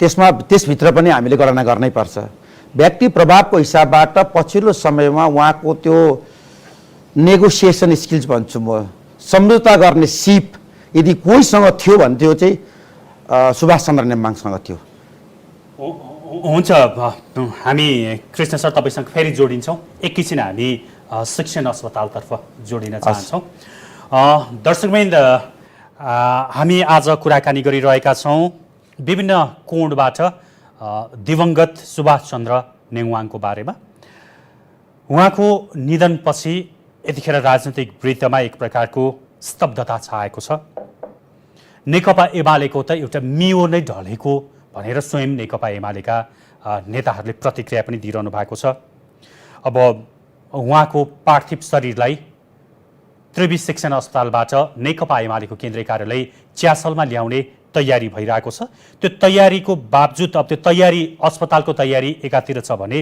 अर्कोतर्फ सरकारले पनि उहाँलाई विशेष सम्मान दिने र मन्त्री परिषदले केही निर्णयहरू गर्दै गरेको भन्ने समाचार हामीले प्राप्त गरेका छौँ यस सम्बन्धमा थप कुराकानी गर्छौँ हामी सरोज बस्याल हाम्रा संवाददाता बिहानैदेखि शिक्षण अस्पताल परिसरमा हुनुहुन्छ सरोजजी अहिलेको त्यहाँको वस्तुस्थिति के छ पछिल्लो अपडेट हामीलाई गराउनुहोस् सरोजीसँग हामी कुराकानी गर्ने क्रममा छौँ सायद केही प्राविधिक समस्या भएको छ हामीले यहाँ जोड्दै थियौँ सरकारले सुभाष चन्द्र नेउवाङको अन्त्येष्टि राजकीय रूपमा गर्ने निर्णय गर्दैछ मन्त्री परिषदको बैठक बसिरहेको समाचार हामीले प्राप्त गरेका छौँ केही समय अगाडि मात्रै उपप्रधान एवं गृहमन्त्री नारायण काजी श्रेष्ठ त्रिवी शिक्षण अस्पतालमा पुग्नु भएको थियो र त्यहाँबाट उहाँ बाहिरिनु भएको छ। बिहानै प्रधानमन्त्री पुष्पकमल दाहाल पनि त्रिवी शिक्षण अस्पताल पुग्नु भएको थियो भने नेकपा एमालेका अध्यक्ष केपी शर्मा ओली लगायतका अन्य शीर्ष नेताहरू पनि त्रिवी शिक्षण अस्पतालमा आज बिहानदेखि पुगि नै रहनु भएको छ र सरकारले एउटा औपचारिक घोषणा गर्दैछ मन्त्री परिषदको बैठक मार्फत। त्यसैको तयारी छ। अहिले पानी पनि परिरहेको कारणले गर्दा पार्थिव शरीरलाई त्यहाँबाट ल्याउनको लागि केही समस्या भइरहेको भन्ने पनि समाचार हामीले प्राप्त गरेका छौँ। थप जानकारीको लागि सरोज बस्याल हाम्रो साथमै बिहानदेखि हुनुहुन्छ। फेरि हामी एकचोटि सरोजजीसँग जोडिन्छौँ। सरोजजी, दिवंगत सुभाष चन्द्र नेउवाङको पार्थिव शरीरलाई केन्द्रीय कार्यालय एमालेको केन्द्रीय कार्यालयमा ल्याउने कुरा पनि थियो, त्यसको तयारी भइरहेको भनेर तपाईँले अघि नै पनि हामीलाई जानकारी गराउनु भएको थियो। अहिलेको अवस्था के छ त्रिवी शिक्षण अस्पतालको? निराजन, केही समय अगाडि उपप्रधान एवं गृहमन्त्री नारायण काजी श्रेष्ठ त्रिवी शिक्षण अस्पतालमा आउनुभएको थियो र उहाँले मन्त्री परिषदको आकस्मिक बैठक बस्ने र संविधान सभाका अध्यक्ष सुभाष चन्द्र नेमाङलाई राजकीय सम्मान प्रदान गर्ने निर्णय गर्ने भएको कारणले गर्दाखेरि केही समय अस्पतालमै पार्थिव शरीरलाई राख्न भन्नुभएको कारणले गर्दाखेरि चाहिँ शव निकाल्न ढिलाइ भइरहेको हामीले जानकारी पाएका छौँ। अबको केही समयमा मन्त्री परिषदको आकस्मिक बैठक बस्नेछ र बैठक बसिसके पछाडि मन्त्री परिषदको निर्णय पछाडि मात्रै यहाँबाट नेकपा एमालेका उपाध्यक्ष सुभाष चन्द्र नेमाङको पार्थिव शरीरलाई निकालिन्छ। अन्तिम संस्कार सम्बन्धी कार्यविधिमा नभएका नाम बाहेक अरूलाई राष्ट्रिय सम्मान प्रदान गर्ने भएमा मन्त्री परिषदले निर्णय गर्नुपर्ने व्यवस्था छ र सोही व्यवस्था अनुसार यति बेला मन्त्री परिषदको आकस्मिक बैठक बस्दैछ। मन्त्री परिषदको बैठकले निर्णय गरिसके पछाडि राष्ट्रिय सम्मानका साथ सुभाष चन्द्र नेमाङको पार्थिव शरीरलाई अस्पतालबाट निकालिने तयारी भएको कारणले गर्दाखेरि आज बिहान 7 बजे त्रिवी अस्पतालबाट उपाध्यक्ष नेमाङको शवलाई निकालेर पार्टीको केन्द्रीय कार्यालय त्यासलमा लाने भनिएको थियो। तर राष्ट्रिय सम्मान प्रदान गर्ने विषयले गर्दाखेरि यति बेला पार्थिव शरीरलाई निकाल्न ढिलाइ भइरहेको अवस्था छ। त्यसै गरी नेकपा एमालेको सचिवालय बैठक आकस्मिक सचिवालय बैठक बस्दैछ। 11 बजे पार्टी केन्द्रीय कार्यालयमा सचिवालयको बैठक बसिसके पछाडि पार्टी केन्द्रीय कार्यालयमा पार्थिव शरीरलाई राख्नका लागि व्यवस्थापन मिलाइनेछ र आज दिनभर अन्तिम विदायका लागि श्रद्धाञ्जली दिनका लागि पार्टी केन्द्रीय कार्यालयमा राखिनेछ र भोलि अपराह्नसम्म पार्टी केन्द्रीय कार्यालयमै राखिनेछ। सुभाष चन्द्र नेमाङका छोरा एकजना बेलायतबाट आउनुपर्ने र अर्का छोरा अस्ट्रेलियाबाट आउनुपर्ने भएको कारणले गर्दाखेरि पनि अन्तिम संस्कारमा ढिलाइ हुने हामीले जानकारी पाएका छौँ। हामीले पाएको जानकारी अनुसार अस्ट्रेलियाबाट छोरा आज दिउँसै आउँदै हुनुहुन्छ भने बेलायतबाट भोलि मात्रै नेपाल आइपुग्ने हामीले विवरण पाएका छौँ। त्यसै गरी सुभाष चन्द्र नेमाङका 2 जना छोरी काठमाडौँमै हुनुहुन्छ। त्यस हिसाबले हेर्दाखेरि अझै केही समय लाग्ने छ निराजन त्रिवी शिक्षण अस्पतालबाट पार्थिव शरीर निकाल्नका लागि। सरोजी, अब तपाईँले दिनुभएको यो अपडेट अनुसार अझै केही समय, अझै केही हुन सक्ला, केही घन्टा उहाँको पार्थिव शरीर त्रिवी शिक्षण अस्पतालमै रहने भयो, किनकि आकस्मिक बैठक मन्त्री परिषदको बसेर त्यो निर्णय गर्न बाँकी छ र त्यसको प्रोसेसमा रहेको कारणले गर्दा यतिखेर पार्थिव शरीर कहाँ छ? पार्थिव शरीरलाई हेर्न चाहनेहरूको व्यवस्था कसरी गराइएको छ अथवा सर्वसाधारणलाई त्यसमा इन्ट्री नै गरिएको छैन कि त्यसको व्यवस्थापन कसरी भइरहेको छ अहिले त्यहाँ? यति बेला त्रिवी शिक्षण अस्पतालको शवगृहमा पार्टी उपाध्यक्ष सुभाष चन्द्र नेमाङको पार्थिव शरीरलाई राखिएको छ र नेता तथा कार्यकर्ताहरूले उहाँलाई अन्तिम विदाई गर्नका लागि हेर्ने व्यवस्थापन मिलाइएको छ र यति बेला नेता तथा कार्यकर्ताहरूले अन्तिम विदाई गरिरहेको अवस्था छ। निराजन,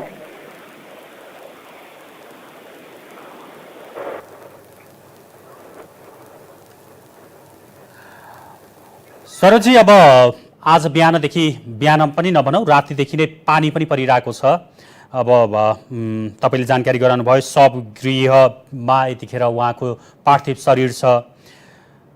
बिहानदेखि को आए यो पानीको बावजुद पनि अन्य राजनीतिक दलका को नेताहरू त्रिवी शिक्षण अस्पताल परिसरमा पुगेका छन्, एमालेका को नेताहरू पुगे, त्यसको पनि थोरै अपडेट गराउनुहोस् न।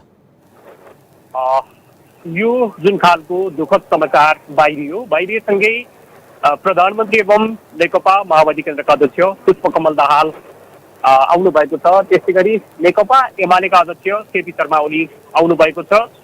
सभामुख देवराज घिमिरे, त्यसै गरी राष्ट्रिय सभा अध्यक्ष गणेश सिबिल सिन्हा आइसक्नु भएको छ। त्यसै गरी विभिन्न राजनीतिक दलका नेताहरू आइरहेको अवस्था छ। नेकपा एमालेका नेताहरू बिहानैदेखि त्रिवी शिक्षण अस्पताल परिसरमा हुनुहुन्छ। त्यसै गरी उप प्रधान एवं गृहमन्त्री नारायण काजी श्रेष्ठ आएर फर्किसक्नु भएको छ।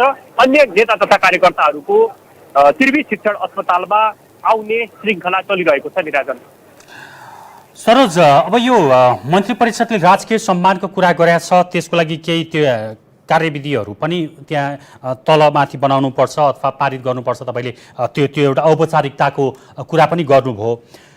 राजकीय सम्मान दिने भनेर सरकारले औपचारिक मन्त्री परिषदले घोषणा गरेपछि त्यो त्रिवी शिक्षण अस्पतालदेखि च्यासलसम्म पार्थिव शरीर लाँदादेखि नै यो सुरु हुन्छ। पक्कै पनि राष्ट्रिय सम्मान दिइसके पछाडि जुन अन्तिम संस्कारमा नेपाली सेनाको संलग्नता रहनेछ र अस्पताल परिसरबाट निकालेदेखि पार्टी कार्यालय च्यासलसम्म पुर्याउँदासम्म नेपाली सेनाको प्रत्यक्ष संलग्नता रहनेछ। यस हिसाबले गर्दाखेरि पनि केही ढिलाइ भएको छ र राष्ट्रिय सम्मान दिइसके पछाडि त्यो राष्ट्रको सम्पत्ति, राष्ट्रको व्यक्तित्व भएको कारणले गर्दाखेरि पनि नेपाली सेनाले त्यसको व्यवस्थापन गर्नेछ। निराजन हुन्छ सरोज, हामी थप जानकारीको लागि तपाईँसँग फेरि पनि जोडिन्छौँ। उहाँ हुनुहुन्थ्यो सरोज बस्याल, हाम्रा संवाददाता त्रिवी शिक्षण अस्पताल परिसरमा बिहानदेखि नै उहाँ हुनुहुन्छ र त्यहाँको अवस्था के छ, अहिले पार्थिव शरीरलाई त्यहाँबाट निकाल्ने तयारी कस्तो छ, हामीले उहाँसँग जानकारी लियौँ। अब यसको अपडेटको बारेमा तपाईँलाई थोरै जानकारी गराउनु पर्दा भर्खरै मात्र उप प्रधान एवं गृहमन्त्री नारायण काजी श्रेष्ठ केही समय अगाडि त्रिवी शिक्षण अस्पताल पुग्नु भएको थियो र उहाँले सरकारले राजकीय सम्मान दिने कुरा गर्नुभएको छ र त्यसको लागि मन्त्री परिषदको आकस्मिक बैठक बसेर निर्णय गर्नुपर्ने भएको कारणले गर्दा अहिले मन्त्री परिषदको बैठक बसिरहेको छ र केही क्षणमा त्यो बैठक सकिएपछि यसले औपचारिक निर्णय गर्नेछ मन्त्री परिषदको बैठकले र त्यसपछि मात्रै उहाँको पार्थिव शरीरलाई त्रिवी शिक्षण अस्पताल परिसरबाट च्यासलको लागि अगाडि बढाइनेछ र त्यो बेलादेखि नै राजकीय सम्मान गराउने पर्ने कारणले गर्दाखेरि त्यहाँको व्यवस्थापन पनि त्यही अनुसारको अहिले तयारी गरिएको छ भने अर्कोतर्फ नेकपा एमाले आफ्नो उपाध्यक्ष गुमाएपछि एमालेको अहिले आकस्मिक बैठक बसिरहेको समाचार छ च्यासल स्थित केन्द्रीय कार्यालयमा र अब आज पार्थिव शरीरलाई त्यहाँ ल्याइसकेपछि भोलि अन्तिम संस्कारसम्म के गर्ने भन्ने विषयमा एमाले यो आकस्मिक बैठक बोलाएको छ। यो दुईवटा अपडेट हामीले गरायौँ। यद्यपि प्रकृतिले पनि आज धोका दिइरहेको छ। रातिदेखि परिरहेको अविरल वर्षा अहिले पनि कायमै छ र यो अविरल वर्षाको बीच पार्थिव शरीरलाई त्यहाँबाट त्रिवी शिक्षण अस्पतालबाट च्यासलसम्म ल्याउन पनि अलिकति कठिनाइ यो प्रकृतिको कारणले पनि देखिएको छ। त्यस कारणले पनि केही क्षण त्यहाँ होल्ड भइरहेको जानकारी हामीलाई हाम्रा संवाददाता सरोज बस्यालले गराउनु भएको छ। दर्शकवृन्द, फेरि पनि हामी कुराकानीको क्रमलाई नै जोड्न चाहन्छौँ। हामीसँग स्टुडियोमा कृष्ण शाह हुनुहुन्छ। कृष्ण शाह नेपाल पर्यटन बोर्डका सदस्य हुनुहुन्छ र आज हामीले उहाँसँग किन पनि कुराकानी गरिरहेका छौँ भने दिवंगत हामीले बिहानदेखि कुराकानी गरिरहेको र सबैलाई स्तब्ध बनाएर भौतिक शरीर त्याग्नुभएका सुभाष चन्द्र नेउवाङका छिमेकी सुभाष चन्द्र नेउवाङलाई अत्यन्तै नजिकबाट चिन्नु भएको र सुभाष चन्द्र नेउवाङलाई अभिभावकको रूपमा ग्रहण गर्नुभएका र आफ्नो राजनीतिक लगायत अन्य सबै विषयमा सुभाष चन्द्र नेउवाङको प्रत्यक्ष त्यो भनौँ न एक हिसाबको मार्गदर्शनमा रहनुभएका व्यक्ति हुनुहुन्छ कृष्ण शाह। उहाँसँग हामीले कुराकानी गरिरहेका छौँ। कृष्ण सर, अघि नै हामीले सुभाष चन्द्र नेउवाङको अवसानले भनौँ निधनले केन्द्रीय राजनीतिमा पार्ने प्रभावको विषयमा कुरा गरेका थियौँ। तपाईँले केही कुरा पनि राख्नुभयो त्यसको बारेमा। अब त्यो सँगै नेकपा एमाले यतिखेर प्रमुख प्रतिपक्षमा छ। एमाले भित्र पनि आफ्नै प्रकारका समस्याहरू पनि छन् होइन, त्यो कति उजागर हुन्छन् कति उजागर हुँदैनन्। सुभाष चन्द्र नेउवाङ सधैँ एउटा मध्यमार्गी नेताको रूपमा होइन, सधैँ एउटा सेतुको रूपमा आफूलाई दरिलो रूपमा उपस्थित गराउने व्यक्ति हुनुहुन्थ्यो। उहाँलाई गुमाउनु पर्दा एमालेलाई कतिको क्षति हुन्छ राजनीतिक रूपमा यसले? मैले सम्झिरहेको छु कि कहिले कहिले कस्तो हुने रहेछ भनेदेखि चाहिँ हामी अब युवाको पुस्ता भएकोले गर्दा म एमालेसँग एकछिनलाई यतातिर राखेर व्यक्तिगत कुरा पनि म थोरै जोड्न चाहन्छु। एकदम कहिले कहिले अलिकति आक्रामक हिसाबबाट अब कहिले कहिले पिरपर्दा गएर कुराकानी गर्नु जाँदाखेरि त्यसलाई त्यो आक्रामक मेरो प्रस्तुतिलाई पनि अब अरू कोही जाँदाखेरि पनि उहाँले त्यसलाई चाहिँ अलिकति शालीन तरिकाले प्रस्तुत हुनको लागि आग्रह गरे सँगसँगै यो क्रम उहाँको व्यवहार यो विश्लेषणले गर्दाखेरि अहिले अब किनभने उहाँ उपनेता दलको उपनेताको हैसियतले रहँदाखेरि उहाँको कार्यालयमा नियमित रूपमा म पनि जाने गर्थेँ। काठमाडौँ आउँदाखेरि जहिले पनि गएर भेटघाट गर्ने बोल्ने गर्ने क्रम हुन्थ्यो। त्यहाँ कोही न कोही नेता अब स्वाभाविक रूपमा त्यहाँ रहनुहुन्थ्यो र अब संसदमा कसरी प्रस्तुत हुने भन्ने विषय लिएर स्वाभाविक रूपमा उहाँसँग नजिक हुने नै हो होइन। त्यस्तो विषयलाई लिएर उहाँहरू छलफल गर्दाखेरि पनि त्यो मध्यमार्गी बाटो अपनाएर बोलेको सुन्थेँ मैले। त्यसले गर्दाखेरि पनि मैले यहाँले भन्नुभएको चिज चाहिँ स्वाभाविक रूपमा अब त्यो भूमिकामा को रहला र कसरी यो चाहिँ मध्यमार्गी हिसाबबाट चाहिँ प्रस्तुत हुने होला भन्ने कुरामा चाहिँ एउटा ठुलो प्रश्न चिन्ह स्वाभाविक रूपमा उठ्छ होला जस्तो लाग्छ। किनभनेदेखि पार्टी राजनीतिभित्र आफ्नो प्रस्तुतिलाई विपक्षीको प्रस्तुतिलाई कसरी प्रस्तुत गर्ने भन्ने विषयलाई लिएर सबैभन्दा बढी चिन्तित हिसाबबाट सबैलाई परिचालन पार्टी अध्यक्षजी सदस्य कमिटी हुनुहुन्छ। यद्यपि दलीय हिसाबबाट जसरी सम्पर्कमा रहने छलफल गर्ने विषयहरू हुँदाखेरि चाहिँ उहाँले जुन बाटो जुन प्रक्रिया जुन तरिकाले जुन व्यवहार देखाएर हुनुहुन्थ्यो सायद अबको समय केही समय त्यो रिक्तता हुन्छ नै जस्तो लाग्छ। यो मेरो व्यक्तिगत विचार हो यो। किनभने जुन तरिकाले प्रश्न आज त हेर्नुहोस् न बिहानदेखि रातिदेखि नै पानी परेको यो उहाँ प्रकृति पूजक पनि हो एक किसिमले होइन। अब देश रुइरहे जस्तो लाग्छ एकदमै। अब हामीले उहाँको विभिन्न आयामको कुरा गर्दैछौँ। सम्भव भएसम्म सभामुखको हिसाबले सुभाष चन्द्र नेउवाङलाई कसरी हामी स्मरण गर्न सक्छौँ? उहाँको त्यो पाठ, त्यो एउटा संसदभित्रको एउटा शालीनता होइन, त्यहाँ चाहिँ नि विचारहरू मन्थन हुँदाखेरि कति अहिले पनि कति संसदहरू अवरुद्ध हुन्छन्, त्यहाँ अवस्था कहिलेकाहीँ सोचेभन्दा फरक हुन्छ। कतिपय सभामुखहरूलाई हम्मै पर्छ त्यो माहौललाई नियन्त्रणमा लिन। कानुनको पनि त्यत्तिकै जानकारी हुनु पर्यो होइन। यो टेकेर कानुनको यो धारा अनुसार चाहिँ तपाईँहरू संयमित हुनुहोस् भन्नुपर्ने हुन्छ। सुभाष चन्द्र नेउवाङमा चाहिँ 2 कार्यकाल त्यो संविधान सभाको अध्यक्षको रूपमा हेरिरहँदा त्यो अध्यक्ष भनौँ अथवा सभामुख भनौँ, त्यो भूमिका चाहिँ कस्तो पाउनुहुन्छ? त्यसको समीक्षा कसरी गर्नुहुन्छ तपाईँ? एउटा सभामुख भन्ने पद कस्तो हुनुपर्छ भन्ने कुरा सिकाएर जानुभयो उहाँहरूले। सभामुख इम्पार्सियल हुनुपर्छ।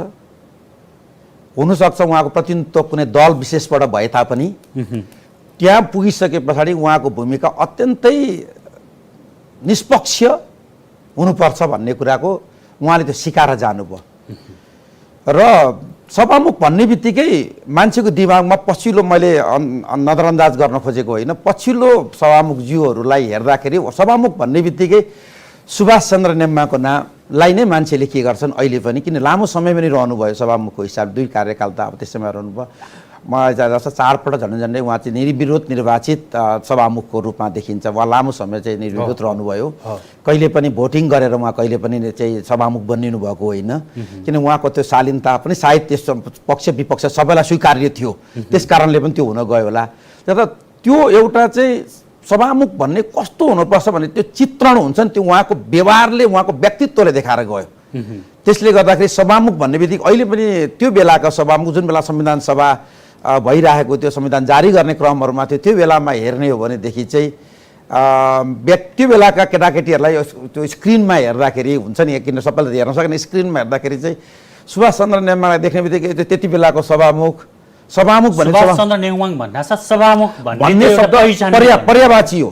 नेपालको सन्दर्भमा मैले अहिले पछिल्लो समयमा रहनुभएको उहाँहरूलाई पनि आदर सम्मान गर्दै भन्न चाहन्छु, सुभाष चन्द्र नेउवाङ र सभामुख पर्यायवाची हो। किन उहाँ त्यो लायक हुनुहुन्थ्यो। र देशले र पार्टीले पनि सही पहिचान गरेर सायद निर्विरोध सधैँ निर्विरोध रहनुभयो होला सभामुखको लागि र पछिल्लो समयमा पनि सभामुखको लागि चाहिँ धेरैले आग्रह, किनभने अब हामी चाहिँ एउटा नयाँ दिशामा कुदिरहेका छौँ, अब हामी संविधान पनि प्राप्त गऱ्यौँ भनेर उहाँलाई त्यो किसिमको चाहिँ अनुरोधहरू पुनः नभएको विषय भने पनि होइन, तर समयसँगै सधैँभरि एउटै पदीय दायित्व पनि उहाँको लागि उपयुक्त हुँदैन थियो, चाहे त्यो निर्गुल पनि उहाँको लागि होला, पार्टीले पनि त्यो निर्णय गरेको हो। अब हामी तपाईँसँगको कुराकानीलाई करिब करिब बिट मार्छौँ। अब सुभाष चन्द्र नेउवाङ यति धेरै महासागर हुनुहुन्छ कि कुनै पनि एङ्गलबाट कुरा गर्दा घन्टौँ उहाँको विषयमा कुरा गर्न सकिन्छ होइन। अब त्यो धेरै कोणहरू हुन सक्छन्। अब अन्त्यमा सुभाष चन्द्र नेउवाङलाई अब राष्ट्रपतिको रूपमा एमाले सार्यो है, उम्मेदवार बनायो। त्यसको मतलब सुभाष चन्द्र नेउवाङलाई पनि त्यो एक प्रकारले आफू एकपटक यत्रो राजनीतिक जीवन जिइसकेपछि एउटा राष्ट्रपतिको रूपमा पनि देशको सेवा गरौँ भन्ने पार्टीको आग्रह अनुसार उहाँले उम्मेदवार पनि हुनुभयो। तर त्यो चाहिँ सदाको लागि पुरा हुन सकेन है उहाँको निधनसँगै। यो विषयलाई चाहिँ तपाईँ कसरी अलिकति भन्नुपर्दा यो कोणलाई चाहिँ कसरी के भन्नुहुन्छ? अब समयले सायद अलिकति कोल्टो फेऱ्यो, त्यसले गर्दाखेरि त्यो सपना उहाँको पुरा भएन। हामी अब त्यो राजनीतिक विभाजन नै प्रमुख कुरा हो, देशको राजनीतिक विभाजनले सायद उहाँको त्यो सपना, उहाँको त्यो सोचलाई पुरा भएन। त्यो उहाँको मात्रै व्यक्तित्व, उहाँको मात्रै व्यक्तिगत सोच होइन, त्यो देशले चाहेको चिज थियो। किन राष्ट्रपति भूमिका वास्तवमा राष्ट्रिय अभिभावक त स्वीकार गरेको भूमिकामा हो त्यो पद। राष्ट्रपति भने कुनै दल विशेषबाट को पक्षमा या विपक्षमा बोल्ने भूमिका होइन, जुन कुरा उहाँले स्थापित सभामुखको हिसाबले गरिसक्नु भएको थियो। त्यस हिसाबबाट अबको पात्र भनेको राष्ट्रपतिको पात्र चाहिँ देशले खोजेको पात्र स्वाभाविक रूपमा सुभाष चन्द्र नेउवाङ नै थियो। तर राजनीतिक विभाजन, हाम्रो देशको राजनीतिक कुरा, विविध कुराहरूले गर्दा सायद उहाँको सपना अधुरो रह्यो।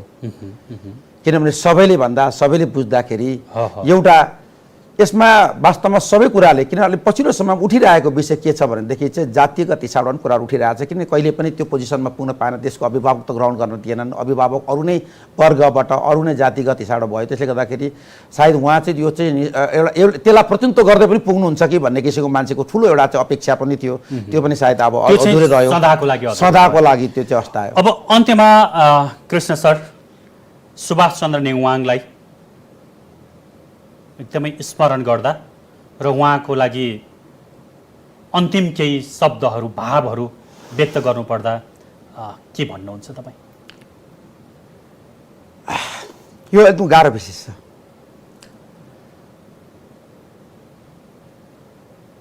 के भन्न चाहन्छु भनेदेखि उहाँले सोचेका कुराहरू, उहाँले परिकल्पना गर्नुभएका कुराहरू, त्यो राष्ट्रिय परिकल्पना त मैले पुरा गर्न सक्दिनँ, तर मैले प्रतिनिधित्व गरेको क्षेत्र त्यो पुरा हुन्छ। त्यो प्रतिबद्धता छ तपाईँमा छ, आजको दिनमा अझ त्यो सुदृढ छ। हुन्छ, तपाईँ आफ्नो लक्ष्य प्राप्तिको लागि सफल रहनुहोस् र सुभाष चन्द्र नेउवाङले प्रत्यक्ष र अप्रत्यक्ष रूपमा तपाईँले जे दिनुभएको छ, जे सिकाउनु भएको छ, देशको लागि, राष्ट्रको लागि, समाजको लागि, त्यो दिशामा तपाईँको पाइला सधैँ अगाडि बढुन्। तपाईँको समय र विचारको लागि म धेरै धन्यवाद, आभार व्यक्त गर्न चाहन्छु। यहाँलाई पनि धेरै धेरै धन्यवाद। मैले अभिभावकको बारेमा देशलाई बुझाउन पाएँ, सुनाउन पाएँ, खुसी लागेको छ। हस्, दर्शकवृन्द, उहाँ हुनुहुन्थ्यो कृष्ण शाह, नेपाल पर्यटन बोर्डका सदस्य हुनुहुन्छ। आज हामीले उहाँसँग विशेषतः दिवंगत सुभाष चन्द्र नेउवाङको विषयमा कुराकानी गऱ्यौँ। सुभाष चन्द्र नेउवाङलाई अत्यन्तै नजिकबाट चिनिएका केही व्यक्तिहरूमध्ये उहाँ पनि एक हुनुहुन्छ। भौगोलिक हिसाबले, घरको हिसाबले कुरा गर्नुपर्दा पनि सुभाष चन्द्र नेउवाङ र उहाँको घरको दूरी 100 मिटर जति मात्रै छ। सुभाष चन्द्र नेउवाङको घरसँगै जोडिएको स्कुलमा उहाँले पढ्नुभयो। सुभाष चन्द्र नेउवाङको पारिवारिक, त्यसै गरेर कानुनी, राजनीतिक र सांस्कृतिक, उहाँको बौद्धिक, उहाँको हरेक कोणलाई नजिकबाट उहाँले निहाल्नु भएको थियो। त्यसकारणले हामीले उहाँको अनुभव, सुभाषचन्द्र नेवाङको विषयमा उहाँको धारणा प्रस्तुत गऱ्यौँ ताकि सुभाषचन्द्र नेवाङलाई गुमाएको आजको यो कालो दिनमा सुभाषचन्द्र नेवाङलाई अझ नजिकबाट हामी सबैले विभिन्न कोणबाट चिन्न सकियोस् भन्ने हाम्रो दृष्टिकोण रहेको थियो। हामी एपी न्युज टाइममा रहेका छौँ। सुभाषचन्द्र नेवाङको निधनपछिका अपडेटहरू हामी निरन्तर प्रस्तुत गर्दैछौँ। हेर्दै रहनुहोला AP1 HD।